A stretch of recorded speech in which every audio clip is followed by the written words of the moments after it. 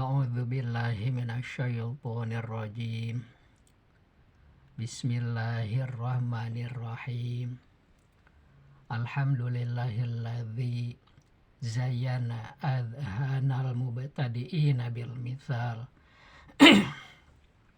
Wassalatu ala nabiyyihilladzi yajibu lahu alaina al-imtithal. Wa ala alihi wa ashabihil mausufina bi ahsanil khisal. Wa nahnu narju bi syafaatihim ilallahil ittisal. Baiklah anak-anakku, di nasihat ketiga ini Bapak masih ingin menjelaskan tentang syarat-syarat mukallaf.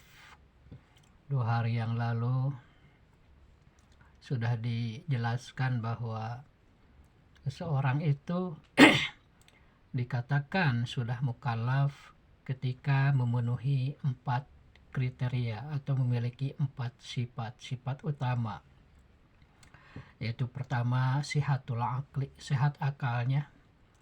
Yang kedua al-bulug, telah dewasa. Dan yang ketiga salamatul hawas, terutama tidak buta dan tuli sekaligus. Sedangkan yang keempat bulugu dakwah, telah sampai dakwah kepadanya. Pada pertemuan kedua kemarin sudah disebutkan dan dijelaskan tentang akal ya, secara ringkas. Begitulah yang dimaksud dengan akal itu. Untuk yang sekarang yang perlu Bapak jelaskan adalah tentang al-bulug atau dewasa. Dalam hukum Islam, seseorang itu mulai dewasa setelah memiliki salah satu dari 3 tanda kedewasaan. Dalam kitab hukum Islam dituliskan alamatul bulugi salasun, bahwa tanda-tanda seseorang telah mencapai batasan balig atau kedewasaan yaitu ada 3. Tamamu khamsa asyarata sanatan, yang pertama telah sempurna usianya 15 tahun. Usia 15 tahun ini yang dipakai adalah menurut patokan tahun Hijriah, bukan tahun Syamsiah atau tahun Masehi. Kenapa? Karena ada perbedaan yang cukup jauh dilihat dari jumlah hari antara tahun Masehi atau tahun Syamsiah dengan tahun Qamariyah atau tahun Hijriah. Jika seseorang lahir pada tanggal 11 Januari menurut tahun Masehi, maka ia akan genap 1 tahun itu pada tanggal 11 Januari tahun berikutnya. Tetapi dalam hitungan tahun Hijriah, jika seseorang itu lahirnya tanggal 11 Januari, maka ia akan genap 1 tahun itu pada tanggal 31 Desember tahun berikutnya. Jadi perbedaannya adalah 11 hari.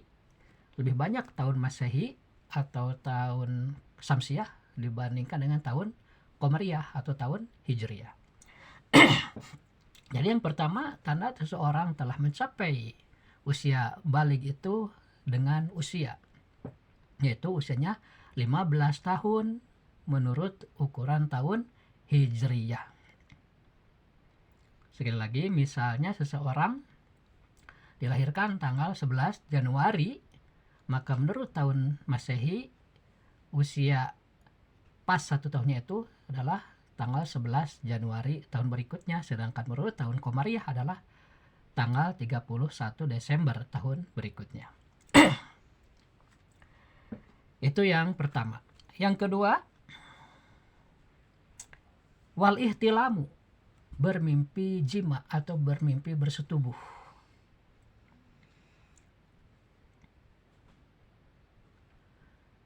Ini minimal dalam usia 9 tahun.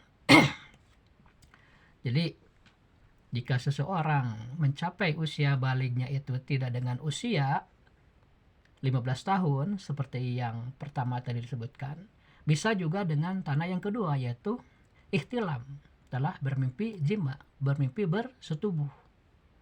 Dan ini minimalnya dalam usia 9 tahun. Ini pun sama, 9 tahun dalam ukuran tahun Hijriyah, tahun Islam.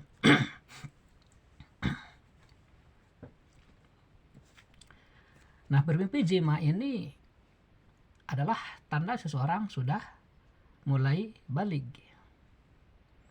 Jadi bermimpi jima ini bisa dialami oleh anak laki-laki maupun oleh anak perempuan. Demikian juga usia 15 tahun sebagai tanda pertama tadi itu pun dialami oleh anak wanita atau anak laki-laki.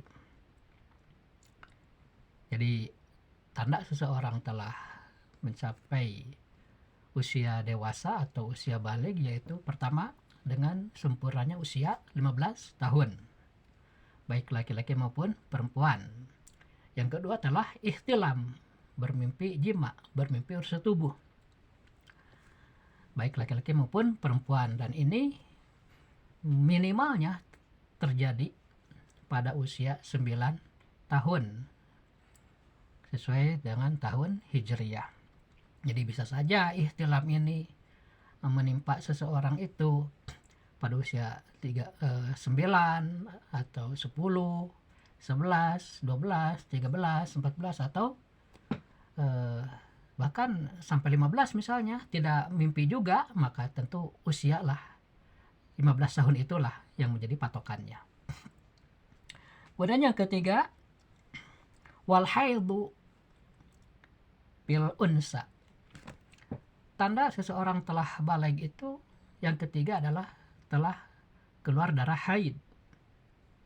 Dan ini khusus bagi anak perempuan.